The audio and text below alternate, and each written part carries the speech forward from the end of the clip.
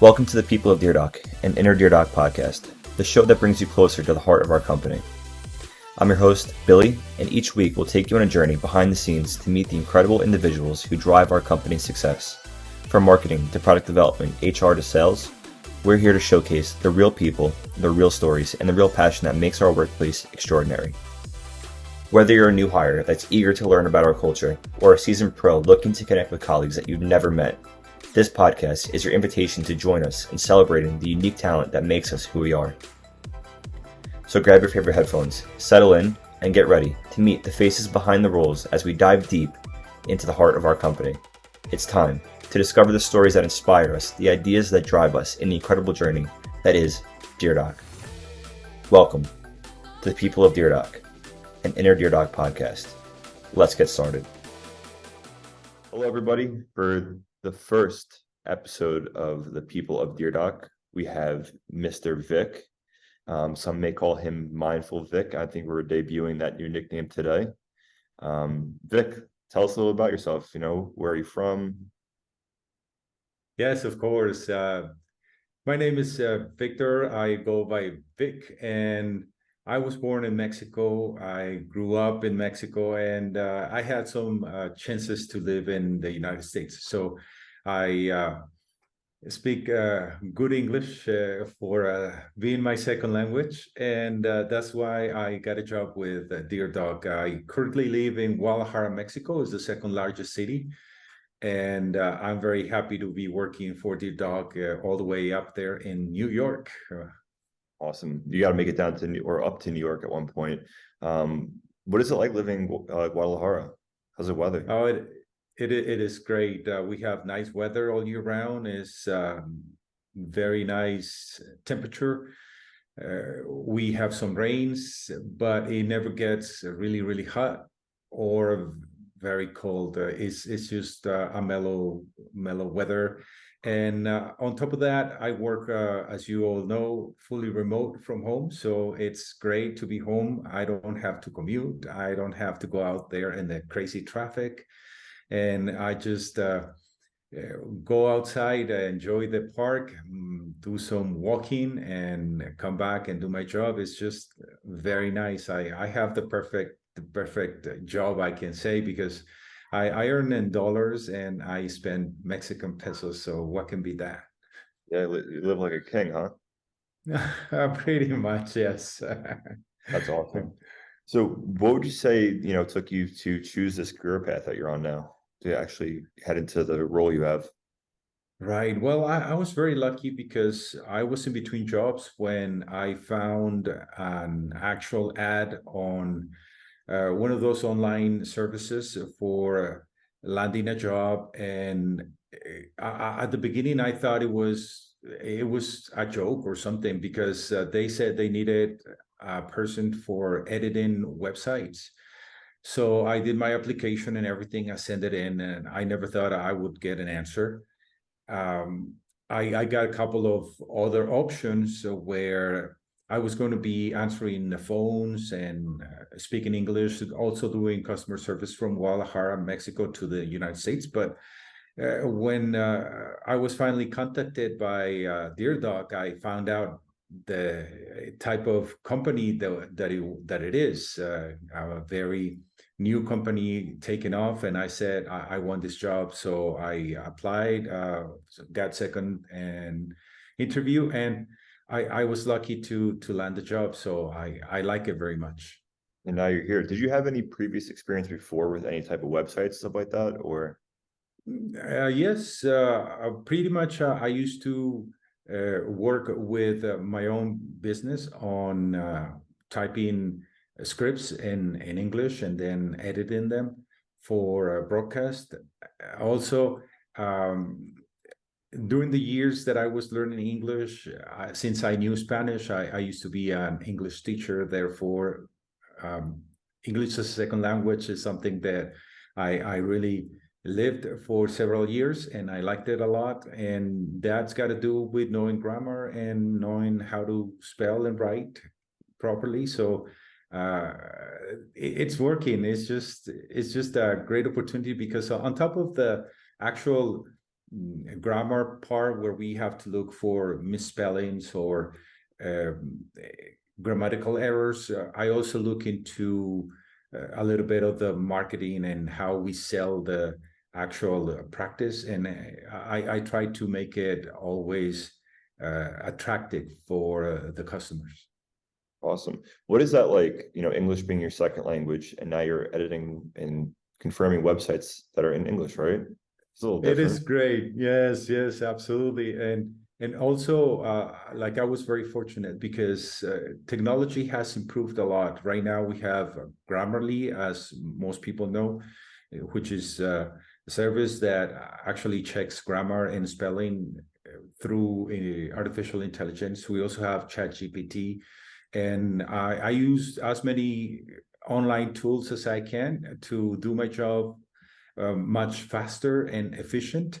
And since we have the actual websites already designed and already written by the doctors, all we have to do is make sure that there's no missing points, periods, there's no missing capital letters and all the stuff, and just make sure it looks very clean and very professional. And I definitely like reading, so jumping into that for me is like I'm gonna see what we get today. Sometimes I get to read a lot about dentists and the services they do. Sometimes I check um, chiropractors, neurology doctors, you name it, we do it. It's just so much fun. Is there anything that you learned from a doctor's website that you didn't know about before from reading through it? Most definitely. For dentists, when you want to get an implant, sometimes you don't have enough bone. They can put cadaver bone on your inside you to, graft that bone and make it grow and make it strong enough to sustain an implant. And just thinking that you're gonna get someone else's dead body inside yourself, I don't know. I prefer to use bridges. Yeah, that's nuts. I didn't even know that was a thing. Um, so what is a typical day to day for you like? Is there any habits you follow, any routine things you follow? And this is more towards like, your actual job. Like, what do you do throughout the day? Obviously, you check websites. Correct. Yes. Well, for me, it's been like setting up a system from the beginning, from the get-go. I understood that what we were doing was not a creative job. I'm not writing the information. I'm not making it look professional. That has already been done either by the doctor or by whomever he hired. My job was to make sure that there were no mistakes, zero errors, and that it looked pleasant and it invited the actual um, possible customers to come and join the practices. So what I've been doing is setting up a system where I open up a website, actually verify how many pages I have, start copying them, and then passing them through Grammarly. I make sure there's no grammar errors whatsoever, start reading part by part, making sure that the titles correspond with the content, that there's no misspellings on doctor's name or anything else. And as I go along, I make sure whatever corrections I find, put them into a document that goes to one of my coworkers, and they do what's called the physical editing. They actually open that document and put it against the doctor's website and make sure they correct whatever was found that was wrong. And my goal is to every day do more and try to do it with the same or more quality, making sure there's no errors, making sure that everything is on the right spot. And sometimes it takes I don't know, between I would say that between 5 and 20,000 words are to go through. in a day to finish 1 or 2 websites, and I try to finish 1 or 2 websites per day, depending on how big they are. And that sometimes varies because I find errors in websites that can go from 20 to 25 errors to websites where I find 100 errors that need to be corrected. And we also have the chiropractors and the alternative healing medicine websites where they give us easily 50,000 words, and we have to go through them and come up with 150 corrections. And it's just part of life. I take it as it comes. And so far, I've been successful because in the past, there used to be two of us in my department, specifically quality control for spelling and editing. And right now, I've been doing the whole job all by myself. Therefore, I've been getting a lot of practice, and it's working. Yeah. We're keeping you busy, huh?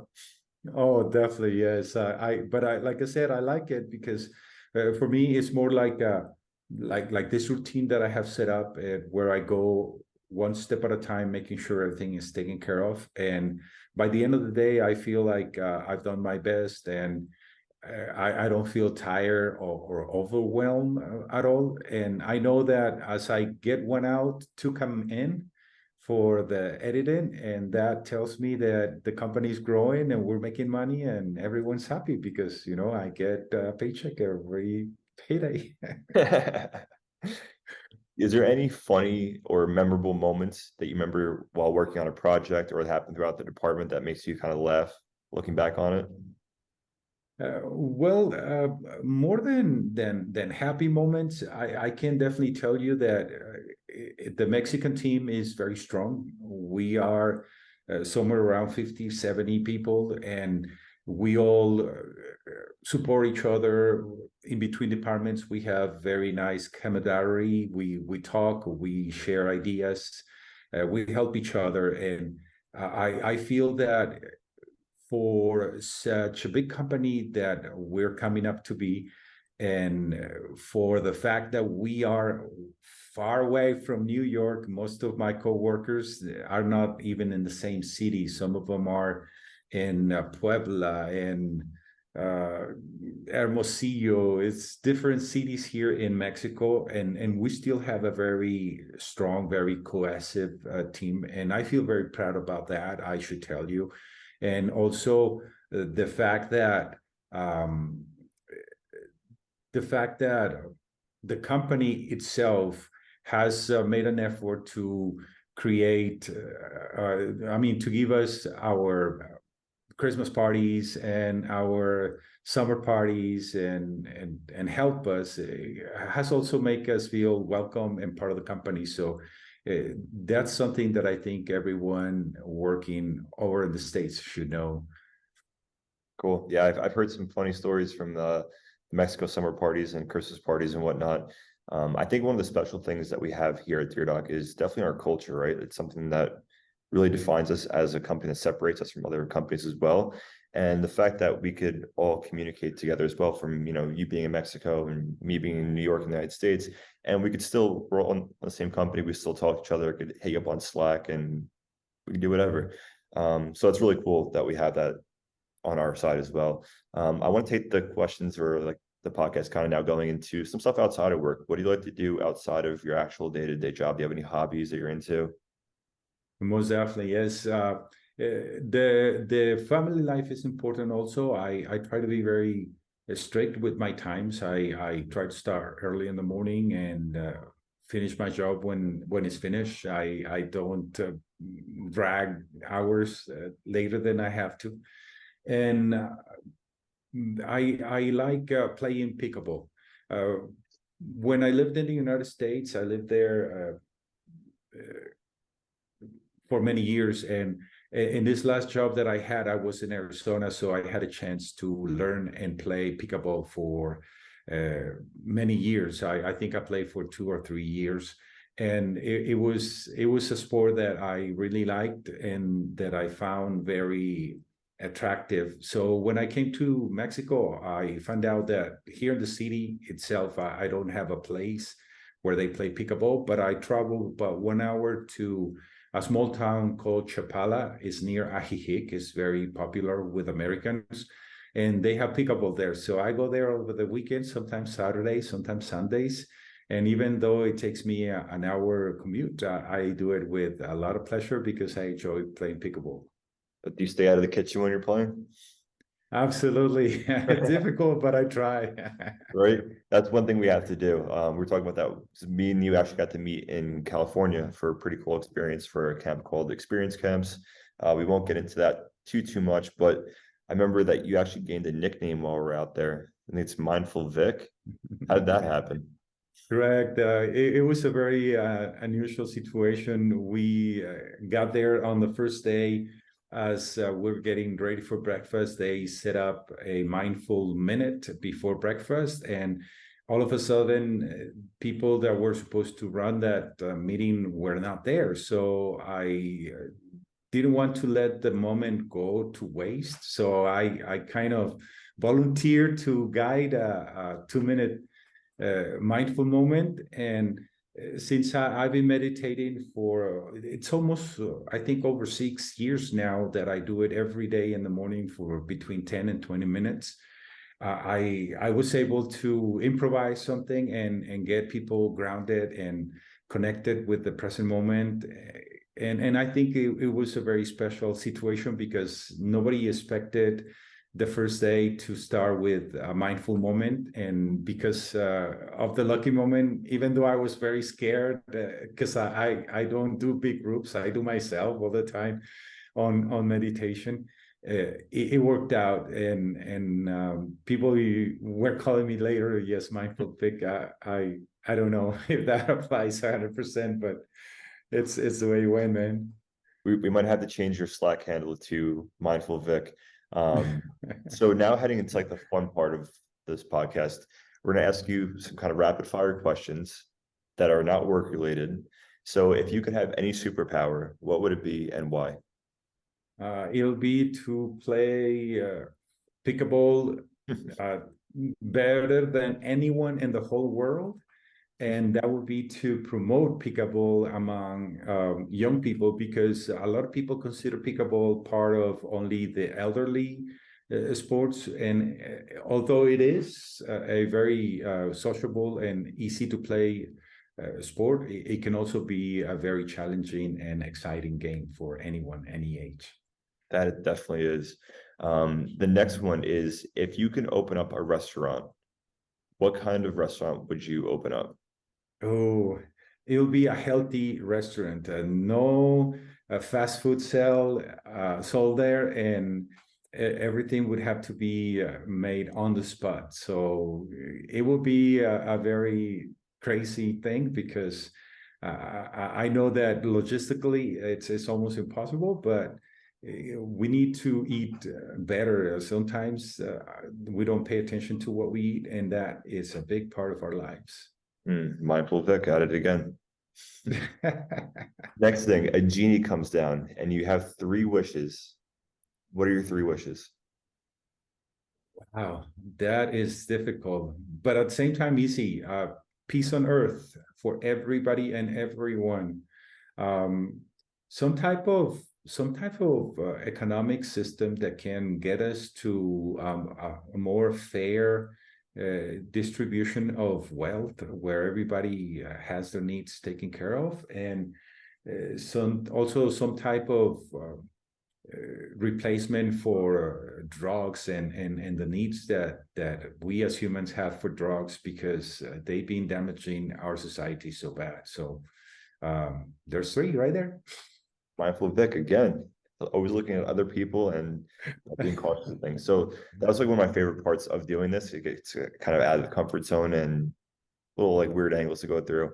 As we wrap up here for the first episode of the People of DearDoc, do you have any advice you want to give to somebody maybe coming on, might be the first day or first week, month, or maybe even year at the company, to maybe succeed in their own life, and some mindful tips from Mindful Vic?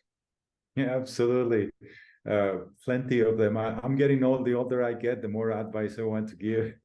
So the first one would be to really learn and accept and try to live with the actual philosophy of our company. Um, our founders have worked very hard on putting together the right philosophy of mind, where everyone is here to help each other, to respect each other, to work as a team, and to thrive. So I would definitely recommend that whomever comes in forgets whatever experience they had before, especially if they had negative experiences, and try to get into our mind set the culture of the company, because it definitely helps a lot. And also remember that we are a company that's evolving. We started as a very small company with the founder and 3 other people.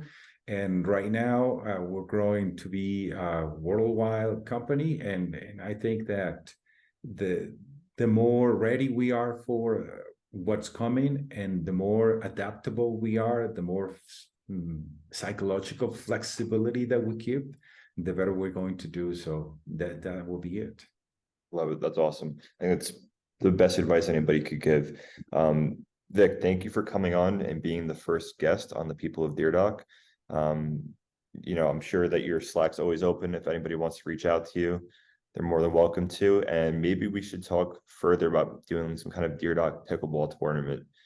If we do some kind of crazy getaway where everyone go play pickleball together, I'm sure there's a bunch of other people in the company that would love to play as well.